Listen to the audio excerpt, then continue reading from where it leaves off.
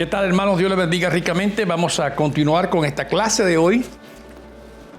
Después de varias semanas trabajando ya en el libro de los Hechos, y espero que lo estén disfrutando.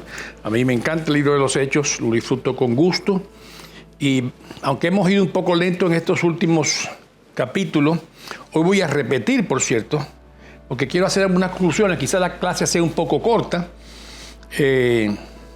Por cierto, después de esta clase quizás tengamos 1 o 2 domingos sin otra clase.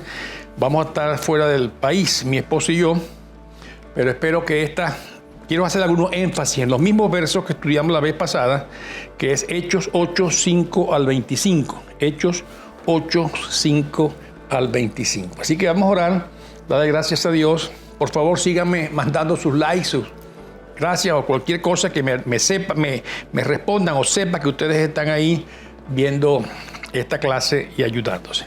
Vamos a orar. Padre, qué bueno es poder delante de ti estar reconociendo nuestra dependencia de ti total en todo lo que hacemos, en todo lo que buscamos.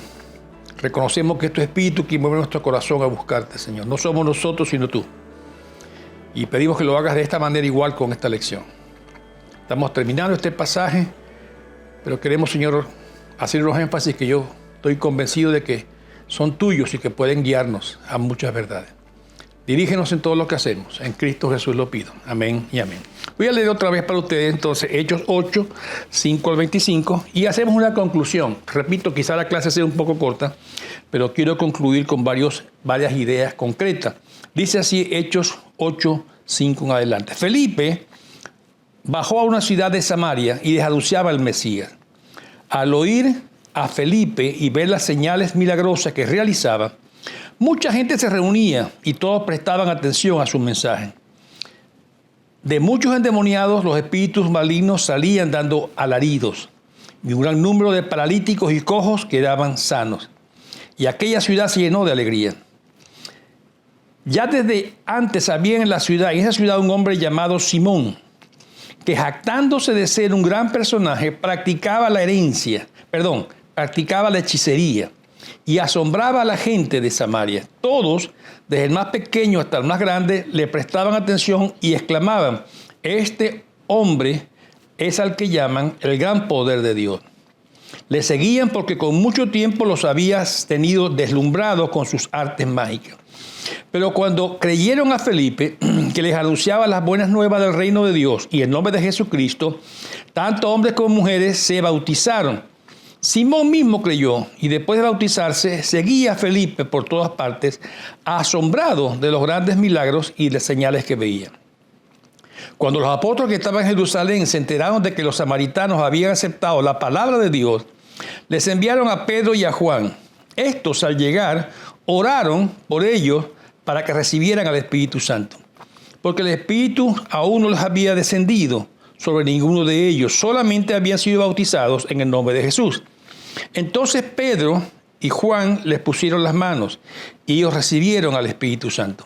Al ver Simón que mediante imposición de manos de los apóstoles les daba el Espíritu Santo, les ofreció dinero y les dijo: denme también a mí ese poder, para que todos a quienes yo le imponga las manos reciban al Espíritu. Que tu dinero perezca contigo, le contestó Pedro, porque intentaste comprar el don de Dios con dinero. No tienes arte ni parte en este asunto, porque no eres íntegro delante de Dios. Por eso arrepiéntete de tu maldad y ruega al Señor, tal vez te perdone el haber tenido esa mala intención, pero veo que vas camino a la amargura, a la esclavitud del pecado. Rueguen al Señor por mí, respondió Simón, para que no me suceda nada de lo que han dicho. Después de testificar y proclamar la palabra del Señor, Pedro y Juan se pusieron en camino de vuelta a Jerusalén y de paso predicaban el Evangelio en muchas poblaciones de los samaritanos.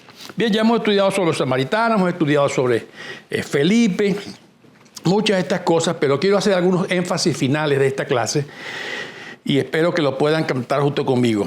El primero es la necesidad de apoyar el liderazgo nuevo en nuestras organizaciones, iglesias y ministerios. Aquí vemos a Juan y Pedro no solo aceptando el liderazgo de Felipe, pero además aprendiendo de él Y yo diría que es un gran desafío, mis queridos hermanos, para los líderes más antiguos del ministerio el día de hoy. Cuidado con resistir el pasar el testigo o el batón, o el botón, o el baton, como dicen algunos, ¿verdad?, a la nueva generación. Al fin y al cabo, hermano, tenemos que pasarlo porque no somos eternos, eterno solo es Dios. Muchas veces el liderazgo, ese cambio, esa actitud, no ocurre con la jubilación de los líderes antiguos, pero es algo que debemos nosotros ir fomentando, una actitud que debemos ir fomentando, que debemos ir cultivando desde el principio del liderazgo. Saber que a nuestro alrededor debe haber otros aprendiendo, creciendo con nosotros, para que un momento dado podamos pasar a ellos el testigo de la carrera, para que sigan adelante. Ayudarles sí es cierto, supervisar sí es cierto, pero apoyar esa disposición de aprender aún de ellos, en especial de la gente más joven. Siempre va a haber ese conflicto difícil de resolver entre los líderes más adultos y entre los líderes más jóvenes, pero debemos aprender desde el principio que va a haber cambios, sí es cierto, pero hay que estudiar los cambios, considerar las cosas nuevas que se nos presentan. ¿Son proyectos válidos? ¿Son proyectos positivos? Si la respuesta es sí a esas cosas, entonces se debe apoyar y se debe fomentar. No tenemos por qué ignorar o rechazar proyectos nuevos sencillamente porque son nuevos para nosotros. Son distintos. Claro que son distintos, así es. Tanto el trabajo de Esteban como el de Felipe era muy distinto para los líderes allá en Jerusalén, pero venían, observaban, verificaban, corroboraban y confirmaban que sí era así lo que estaban viendo y lo que estaba pasando. Debemos entonces ayudar y no cometer esos errores que se han cometido por mucho tiempo, pero apoyar a esos liderazgos nuevos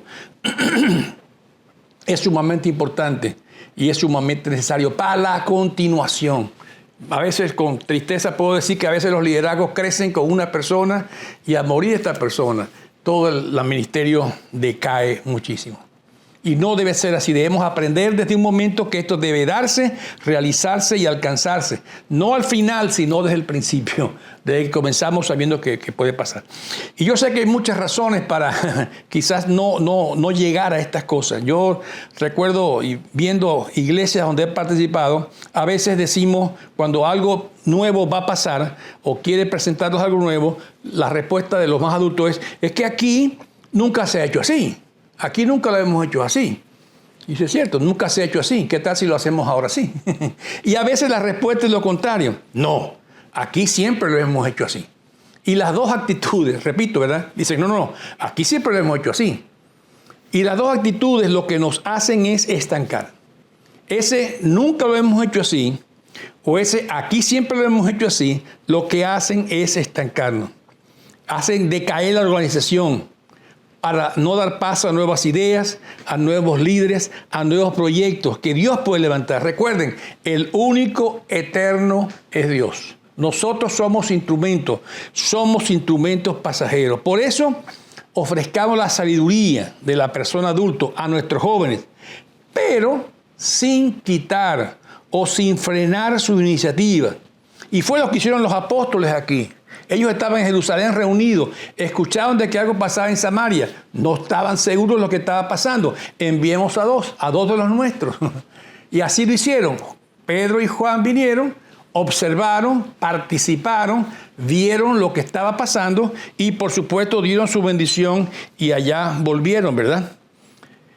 Y es clave esto, hermanos, para no detener o hacer decaer el evangelio ni los ministerios que Dios nos ha dado. Dios es el único eterno y nosotros somos pasajeros. La otra cosa importante es la evidencia del Espíritu Santo.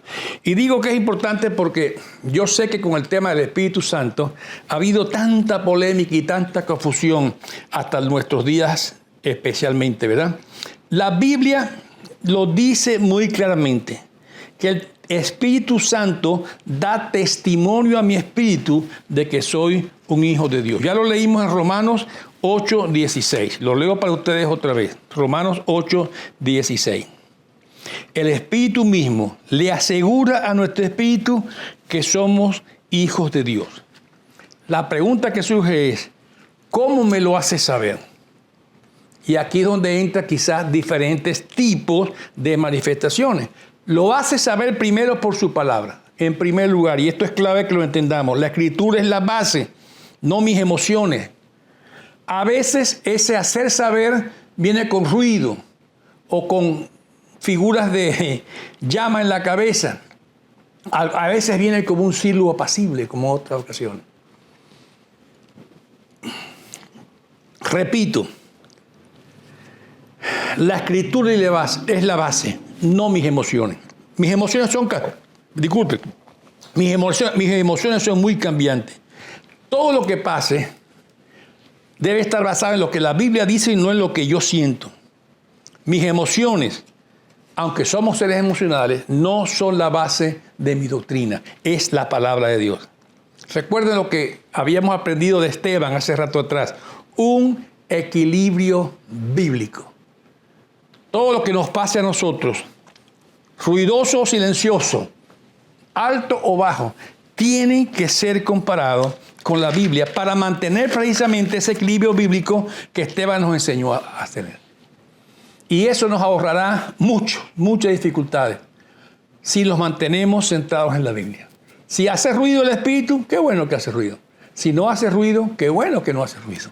El importante es que tenemos la evidencia del corazón de que somos hijos de Dios. El otro punto importante que quiero hacer énfasis es la unidad de la iglesia. Eso es lo que están buscando los apóstoles aquí. Ellos sabían que esto podía ocurrir. Recuerden, a medida que vamos avanzando, vamos a ver que hay tensión luego entre los grupos que estaban creciendo entre los gentiles y los grupos judíos que se mantenían. Pero es importante para Dios, por eso debemos buscarla y anhelarla. Y hoy especialmente vivimos en un mundo sumamente dividido y hostil hacia la unidad. Y eso afecta a la iglesia, lamentablemente. Por eso debemos estar abiertos a conocer otros grupos, a conocer otras formas, como los samaritanos, que aún cambian un poco la situación, pero así estaba pasando, así es Dios, Dios actúa de muchas maneras. Pedro y Juan predicaban ahora en ciudades samaritanas, algo que Juan había pedido hasta que lloviera fuego del cielo, ¿verdad? Después vamos a ver en Hechos capítulo 11, donde la iglesia de Antioquía, gentil, ayuda aún económicamente a la iglesia de Jerusalén. Así es la iglesia de Dios. La iglesia de Dios es una sola que no se divide, y cuando eso pasa es por el egoísmo nuestro y no por voluntad de Dios. Debemos luchar entonces y buscar, procurar la unidad entre los cristianos. No digo que seamos una sola iglesia, cada quien puede seguir en su iglesia, pero entre los cristianos, en vez de luchas y tiranteses, debe haber apoyo, amor y unidad. Otro punto importante, que también tenemos que tener mucho cuidado hoy. Ojo con los milagros falsos, con los falsos milagros. Hoy se habla, quizás no tenemos mucha, como decir, oye, tenemos un templo que es sagrado, pero a veces hoy en día se habla de gente que tiene dones muy especiales u objetos que pueden tenerlo, como con poder para ayudar, y hasta son reconocidos. Y cuidado, si no se denuncian, podemos hasta llegar a decir, bueno, es que buscamos otras fuentes de bendición de Dios. Tengamos cuidado con eso. Jesús ya lo dijo, ahí en Mateo 24, lo leímos la semana pasada, Mateo 24, 24. Estos falsos, dicen, 24, 24, 23. Entonces, si alguno les dice a ustedes, miren, aquí está el Cristo, o allí está, no lo crean, porque surgirán falsos cristos y falsos profetas que harán grandes señales y milagros para engañar. Las grandes señales, los grandes milagros, lo dije en la clase pasada, no son pruebas de que Dios está en ellos. Dios es serio en estas cosas y debemos tener mucho cuidado con eso. Otra vez, todo traerlo a la palabra. Todo tráelo a la palabra. Y si no concuerda con la palabra, entonces no es de Dios. Y ahí es donde entra la sabiduría, el conocimiento, el estudio de la palabra, la contextualización de la palabra y el poder del Espíritu Santo para nosotros. Otro punto que quiero hacer, tengamos mucho cuidado con la trampa de la combinación dinero y poder y dinero. Eso de hacer milagros, sí es cierto que produce poder, se puede dominar mucha gente, también produce riqueza. En algunas ocasiones hasta se escucha de ofrecer dinero para orar por ti. Deposita tanto y oro por ti. Tengamos cuidado con eso, hermano. Es lo que se llama en algunas ocasiones, lo tengo por aquí, el pecado de sinomia o simonia. Sinomia. Tiene que ver con manejar el dinero con un propósito en las cosas de Dios que no es adecuado. Esto afecta y afea el ministerio cristiano. Tengamos mucho cuidado con eso. Tengamos cuidado con aquella idea de atender primero a aquellos que más nos dan. Como dice el mismo Señor, ¿verdad? Llega alguien importante y lo sentamos de primero. Tengamos mucho cuidado con eso, porque la Biblia dice que en el reino de Dios no será así. Y la Biblia no enseña eso. Tengamos mucho cuidado porque el dinero o el amor al dinero, dice la palabra, es la raíz de todos los males. No darle importancia quizás a la parte moral de la persona. ¿Por qué? Porque no quiero herirle, porque es una persona que ayuda mucho a la iglesia. Tengamos cuidado, hermano.